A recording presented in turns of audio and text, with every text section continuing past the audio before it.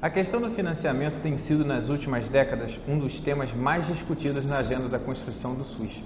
Durante a década de 90, a crise do financiamento se expressou através de recursos insuficientes e irregularidades. A contradição entre o modelo econômico brasileiro e a proposta da construção do SUS refletiu-se nas últimas décadas na dificuldade de se obter formas estáveis e dinheiro suficiente para o financiamento do sistema.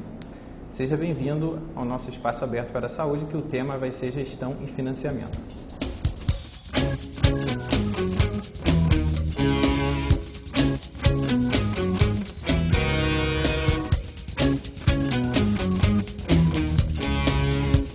O Pacto de Gestão do SUS valoriza a relação solidária entre os gestores, definindo diretrizes, responsabilidades e contribuindo para o fortalecimento da gestão em cada eixo de ação, onde tem aqui o destaque nesse programa, que nós vamos mais abordar, de centralização, regionalização e financiamento do SUS e também a área de planejamento. Então, como convidados hoje, nós temos a professora doutora Ana Lúcia Abraão, doutora em saúde coletiva pela Unicamp, especialista em saúde pública pela Escola Nacional de Saúde Pública da Fiocruz, e o enfermeiro Hércules Rigoni Bossato, que é mestre em Ciências do Cuidado em Saúde pela UF e é especialista em saúde da família e fez sua dissertação na área de financiamento do SUS. Então, sejam bem-vindos, agradeço a presença de vocês no programa. E é um assunto um pouco delicado, porque as pessoas sempre querem saber, né? A população quer saber, o dinheiro, o meu imposto, como é que eu faço? Então, assim, eu queria saber um pouco sobre essa parte do financiamento, né? Por que hoje é tão discutido na mídia o financiamento quando se refere ao SUS? Professor Jorge, obrigado pelo convite, né? Assim, acho que é um grande prazer estar aqui hoje, né? Podendo discutir esse tema, que é um tema bem árido, né? Mas é um tema que é importante para que a população, né, a gente, contribuinte, cidadão brasileiro, possa conhecer um pouco mais como é que esse trâmite, né, da saúde acaba acontecendo, né? Porque, assim, por muitas vezes a gente vê na mídia a desassistência, né? Essa questão mesmo de falta de leitos, né? E isso tudo acaba caindo nessa questão do financiamento. Então é bom que a gente esclareça, né? Que a gente possa ter momentos como esse, que a gente possa estar discutindo essas questões de forma mais aberta com a população, né? E aí você perguntou sobre essa questão do financiamento hoje, né? Por que ele é tão comentado hoje na mídia, né? Acho que essa questão do financiamento, ela sempre foi um tema presente e recorrente nas conversas, até mesmo nas conversas informais que a gente tem, né? Mas a partir do final do ano passado, né? Eu estou falando de 2010, né, para 2011, essa questão tomou um vulto maior. E ela tomou um vulto maior na mídia por quê? Porque a gente começou a discutir, não discutir, mas colocar em discussão dentro da Câmara dos Deputados, né, da plenária, lá em Brasília, a questão da EC 29, né, que é a Emenda Constitucional 29, que é uma emenda que foi estabelecida na década de 90, né, por conta aí de um veto que houve numa lei pelo presidente Collor, né? E que o deputado federal, agora eu vou esquecer o nome dele, Eduardo Jorge, né, do PT de São Paulo, propôs uma emenda constitucional que desse conta do financiamento do Sistema Único de Saúde. É porque antes até mesmo da EC 29 existiam outras duas propostas, né? Isso. E aí foram como se fosse... Foram vetadas. Foram vetadas. Você falou o bebê, foi uma pequena gestação. Aí depois teve essa ideia da Emenda 29. Da Emenda 29. Que ficou essa discussão. Isso. Mas isso se deu muito... Por que a gente construiu? Por que o parlamentar, né, construiu essa Emenda Constitucional 29? Ele se deu por uma ausência mesmo na legislação do SUS de como é que se dá o financiamento, né? Você coloca lá na Constituição Federal que o financiamento ele vai se dar pelas três esferas, né? Federal, estadual e municipal, mas não diz como. Né? Você não diz como é que vai ser isso. Como é que vai ser essa repartição de responsabilidade financeira? Isso não está posto. Né? Então, a Emenda Constitucional 29, ela vem estabelecer parâmetros de financiamento para as 3 esferas, né? Então, de uma outra forma, é quanto é de dinheiro municipal vai entrar no financiamento da saúde, quanto é do dinheiro estadual entra nessa composição e quanto é do dinheiro federal entra nessa esfera, né? E esse ano de 2011, né, o passado, essa questão, depois de mais de 20 anos, né, essa questão, então, começa a ser debatida de forma mais responsável e mais corrente dentro da Câmara. Porque rolou muito tempo, foi aprovado na Câmara dos Deputados, mas não, o Senado não aprovava. Não aprovava. Aí, ano passado, teve essa aprovação, agora está aguardando só a sanção. Isso, a sanção. Então, isso trouxe à tona essa discussão. Isso, aí isso se tornou mais fácil. Você quer acrescentar alguma coisa sobre essa questão? Aí tem a questão da nova, aí acho que o Hércules pode falar legal sobre isso, que tem a questão também dessa nova contribuição também, né? Porque acabou, né, o outro, né, CPMF, isso, né? E aí se passa a criar outro. Aí acho que o Hércules pode falar. Primeiramente, obrigado, né, pelo convite de participação aqui no programa. Essa questão da emenda, né, Constitucional 29, que ela foi aprovada desde 2000, mas não regulamentada, principalmente na esfera federal. Assim, durante 20 anos, né, do SUS, a gente altera as fontes, a receita, mas não garante a participação do financiamento do SUS na receita tributária como um todo ou no acompanhamento do PIB, né, do Produto Interno Bruto. A emenda, ela preconiza o quê? Que a participação da esfera da União, né, da esfera federal, seria o que ela gastou do ano anterior, corrigido pela variação nominal do PIB. E por que isso? Porque aí protege, né, os gastos federais da inflação. Inclusive, alguns pesquisadores dizem que justamente o problema está aí, né? Seria a responsabilidade da parte da União, que parece que a União é que não cumpre com a parte que ela deveria cumprir e força os estados e municípios a cumprirem. Porque com a descentralização você transfere as responsabilidades, acaba que os municípios eles acabam gastando muito mais que os 15% de aplicabilidade mínima, né, que é preconizado pela emenda. Então isso já funciona nos municípios. Os estados vão depender do ano e da gestão. Inicialmente, quando começou a vigorar a emenda, nos estados foi dado o patamar de aplicabilidade de 7%, né, aumentando agora aos 12%. Mas aí, assim, isso vai depender de cada estado e da gestão, como eu falei. Por exemplo, o Rio de Janeiro, há alguns anos, ele entra dentro da emenda constitucional 29, e a partir só de 2008 que ele entrou na aplicabilidade dos 12%. Até então, o Rio de Janeiro, que você diz o estado, né? Estado do Rio. É o nosso estado que ontem a gente soube na pesquisa até mesmo pelo Índice de Desenvolvimento do SUS, que é o IDSUS, que a gente ficou como terceiro pior do país, né, em saúde, no caso de desenvolvimento e atendimento, que para a gente seria até uma vergonha, mas é também um reflexo dessa coisa mesmo que você falou, Hércules. A gente tem, falando da descentralização, um estado onde você tem muito hospital ainda e pouca atenção básica, e eles utilizaram como avaliação essa proximidade e atenção do cidadão à atenção básica, ou seja, ter atendimento básico em primeiro lugar. E só para fechar, a Constituição de 88, né, quando nós criamos o SUS, preconizava o quê? 30%, né, do orçamento para a saúde. Mas isso, de fato, nunca ocorreu, porque os recursos do SUS entram nos recursos do orçamento da Seguridade Social, a OSS. E esses recursos não financiam só a saúde, financiam também a Previdência Social e a Assistência Social. Acaba que a Previdência, né, denota mais gastos e acaba capturando grande parte desses recursos. Então, ao longo desses 20 anos, a saúde representou, por exemplo, na esfera federal, de gasto, em torno em média de 5%. O próprio caso da CPMF, como a professora Ana colocou, teve várias informações na mídia sobre isso, dizendo que muito pouco da CPMF era aplicada realmente em saúde, era para cobrir a Previdência. Sim, a CPMF foi criada como uma forma de contribuição, e aí até para esclarecer a população, quando se cria a contribuição ela é específica para determinado setor, ela é diferente do imposto.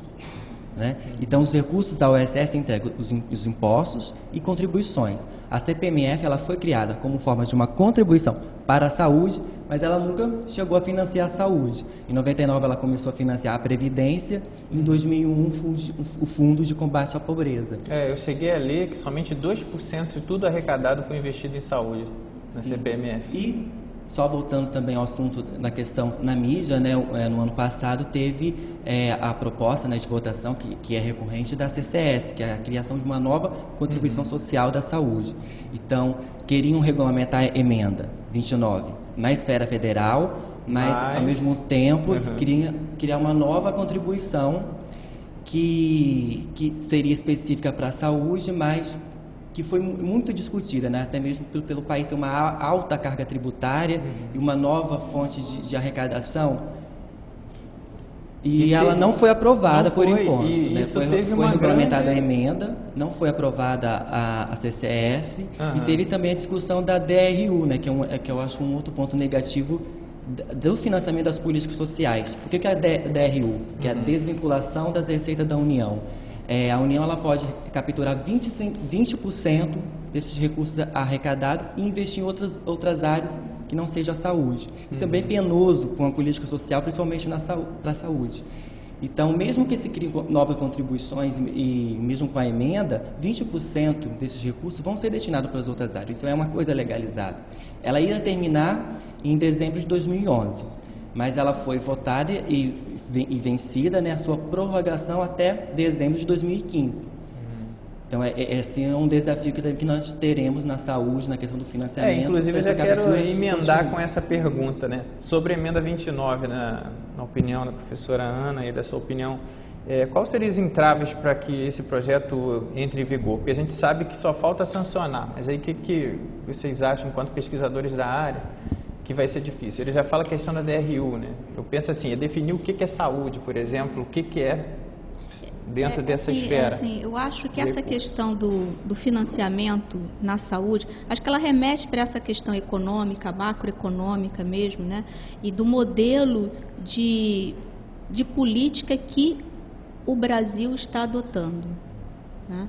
E fica uma coisa meio esquisita, né, da gente entender como é que uma política de saúde como essa, né, uma política social, universal, solidária, né, entra dentro de um Estado neoliberal. Né? Então, quando isso acontece, a gente vê essas coisas acontecendo. É estranho, por exemplo, quando a gente compara Suécia, Grã-Bretanha e outros países que investem 80% dos impostos em saúde, 90 e poucos por cento, como o caso do Reino Unido, e no Brasil somente 40%. Acho que na América Latina, o Brasil é um dos menores países que investem em saúde. Mas né? Dentro dessa nossa... é uma coisa meio paradoxal. Né? E aí eu acho que aí tem uma outra discussão que remete a isso, né? Que aí não é só a questão econômica e financeira, mas é a questão da política mesmo. Né? Que política é essa que a gente tem hoje para a área da saúde? Né? Hoje a gente percebe na área de saúde, em todos os segmentos, uma privatização por dentro do SUS. Então, não é à toa que hoje, por conta, e aí a justificativa a gente não tem dinheiro para financiar a saúde. Mas a gente não tem dinheiro para financiar a saúde, mas a gente tem dinheiro para contratar organização social. Né? Então, hoje a gente tem dentro das prefeituras, na maioria das prefeituras, Estado e também da União, você tem aí a gestão da saúde sendo colocada nas mãos de organizações sociais. Iniciativa privada. Exato. Né? E aí qual é a justificativa? É a questão do financiamento. Né? Então, acho que isso, para além dessa questão financeira, essa questão tributária, que é importante, por exemplo, a reforma tributária hoje no Brasil, ela está há muito tempo pedindo, né? A gente pedindo essa coisa da reforma tributária. Mas, para além disso, acho que tem uma outra discussão aí, que é essa discussão mesmo de que modelo de política a gente está se pautando. Né? E nisso, lógico, a saúde está aí. Assim, qual é o valor que nós, brasileiros, hoje damos para a saúde? E isso a gente vê, como o Hércules mesmo coloca, quando foram tentar aprovar, né, o novo imposto parecido com a CPMF, que teve uma mobilização nacional contra isso. A gente viu essa participação. Eu já queria emendar nessa outra questão. Como que vocês veem a participação da comunidade nesse movimento em prol dos recursos do SUS? E a gente viu um grande movimento agora, por isso que veio a mídia. Mas antes disso, assim, década de 90, 2000, até agora, vocês acham, assim, como pesquisadores, que vai continuar esse movimento da população contra esses impostos? Ou vai haver um movimento de acomodação da população? Assim, acho que o movimento social no Brasil, né, da década de 80, teve uma efervescência, né? Acho que não foi à toa que, por conta dessa efervescência, a gente criou o Sistema Único de Saúde, né? Mas acho que os modos como a gente tem se organizado para reivindicar qualquer que seja, né? Não estou falando só na área da saúde, né? Mas em qualquer outra esfera da sociedade, ela tem transmutado, né? A gente tem percebido formas diferentes de reivindicação, né? E, assim, e na saúde não é diferente, né? Então, na saúde hoje, por exemplo, se a gente olhar hoje os nossos conselhos municipais de saúde, né? As nossas conferências, né? As últimas conferências agora que tiveram, né? Tanto estaduais quanto municipais, elas foram de uma participação muito tímida da população em comparação às outras, né? E aí o que a gente percebe, assim, a gente pensa assim, então não está tendo participação da população, a população não está reivindicando, a população não está se colocando, né? Mas eu acho que está tendo um movimento de mudança das formas como a gente reivindica. Então, hoje no campo da saúde, o que a gente percebe? Uma judicialização. Né? Isso vai ser Então, ao invés de a gente reivindicar por um lado, a gente utiliza, e aí eu acho que é interessante isso, autorizado pelo Estado brasileiro, né, uma judicialização da saúde. E isso é interessante porque na última década foram gastos com essa parte de judicialização, com as ações na justiça, né, para poder ter direito. Garantir o direito. Era na esfera de 40 milhões e hoje é de cerca de 200 milhões que o governo gasta com ações judiciais. Então, assim, é uma coisa que... Mas o mais interessante que chama a atenção nesse ponto é o seguinte, que são as pessoas mais informadas que têm esse acesso e que discutem e que querem construir um SUS melhor, né? E a gente tem que pensar também nessa parte do financiamento daquelas pessoas que, por exemplo, não pagam imposto de renda, que pagam um plano de saúde, mas não tem essa sua restituição porque não declara, né? E essa população ela fica descoberta e fica uma vítima do sistema neoliberal. Vira uma bola de neve. Né? E aí esse dinheiro, as pessoas, a gente sabe que existe um repasse, né? E esse repasse ele é realizado, mas é interessante a gente discutir um pouco mais sobre o papel do gestor nisso tudo, né? Porque a gente sabe que o recurso estando lá, eu já conversei com alguns gestores que, como tem que seguir a lei, tem situações de que você precisa de um recurso de ser aplicado numa área, por exemplo, aqui eu preciso mais colocar no pré-natal, né? Mas o dinheiro que era destinado ao pré-natal já acabou. Mas eu tenho sobrando para hipertensão. Se ele desviar, ele pode responder um processo. Então, assim, esse papel do gestor nesse movimento aí de financiar o SUS, como vocês veem? Eu acho que, assim, depois acho que o Hércules pode completar, mas acho que tem, assim, duas grandes questões nessa coisa do gestor, né?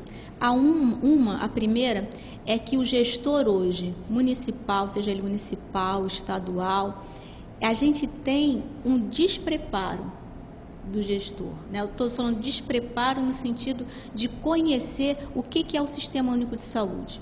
E acho que esse despreparo leva ele, muitas das vezes, isso a gente percebe, né, quando a gente vai conversar com o pessoal que trabalha no município e tal, e esse desconhecimento de entender quais são os caminhos, por exemplo, para financiamento. Então, por exemplo, se a gente olha hoje o Ministério da Saúde, você tem de recurso. Mas você tem que entender como é que você alcança esse recurso, né? Então, às vezes, o gestor, ele desconhece, né? E a área da saúde, o SUS hoje, ele é muito cheio de sigla, né? Ele é muito hermético, né? Então, quem não conhece, né? Quando a gente fala de PAB fixo, PAB variável, o que é isso? Mas o grande problema é o seguinte, foi uma lei que foi criada e que, se a gente for parar para analisar, ela nunca foi regulamentada. Como que se coloca em prática isso? Né? E aí, somando a isso, essa coisa do despreparo do gestor, a gente ainda criou, acho que foi uma legislação interessante, foi criada, mas ela tem que ser flexibilizada, né? Que foi a lei de responsabilidade. Né? Então, se a lei de responsabilidade fiscal ela é importante, né? Mas para a área da saúde está sendo muito penoso, principalmente para o gestor municipal, né? Que fica atado e amarrado. Inclusive, é o fator mesmo para eles agora, nesse índice de desenvolvimento, saber se tem a qualidade no atendimento. Exato. Ou não. Ou seja, eles com a ideia da descentralização. Alguns autores até concordam que essa descentralização é utilizada até como uma desculpa para poder a União ter menos, vamos dizer assim, participação na parte de financiamento e deixar mais por responsabilidade do município e Estado e só intervir quando houver necessidade, que também atende aquilo que a senhora já falou, a política neoliberal. Mas aí o Hércules vai complementar. Mesmo a União tendo a grande concentração da carga tributária, né? E essa questão, assim, realmente, do gestor, né, desafio para o gestor, essa questão da capacitação desse gestor. Mas uma coisa também muito importante a ser falada também, que a população pode participar das reivindicações desse orçamento. Em alguns municípios, como por exemplo Porto Alegre e Belo Horizonte, você tem a participação do orçamento participativo. O que é isso? O orçamento é uma lei anual. Então, todo ano tem as discussões, e isso nas 3 esferas, né? Município, Estado e na União, para decidir o que vai ser gasto, né, em determinados setores, como por exemplo a saúde. A gente ainda vê pouco também a mobilização da população em participar desses fóruns, e mesmo porque também não há tanto interesse da gestão em convidar essa população em participar. Porque, por exemplo, a cidade, vamos pegar um município, ela lança, né, o Poder Executivo, sua proposta de orçamento para o ano.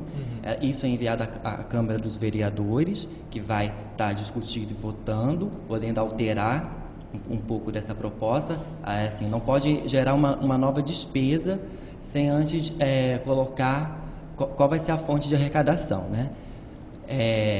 Mas aí fica nessas 2 instâncias, né? E algumas cidades, né, por exemplo, você tem a participação dessa população também opinando, né, reivindicando o que vai ser gasto com o imposto que eu tô pagando, né?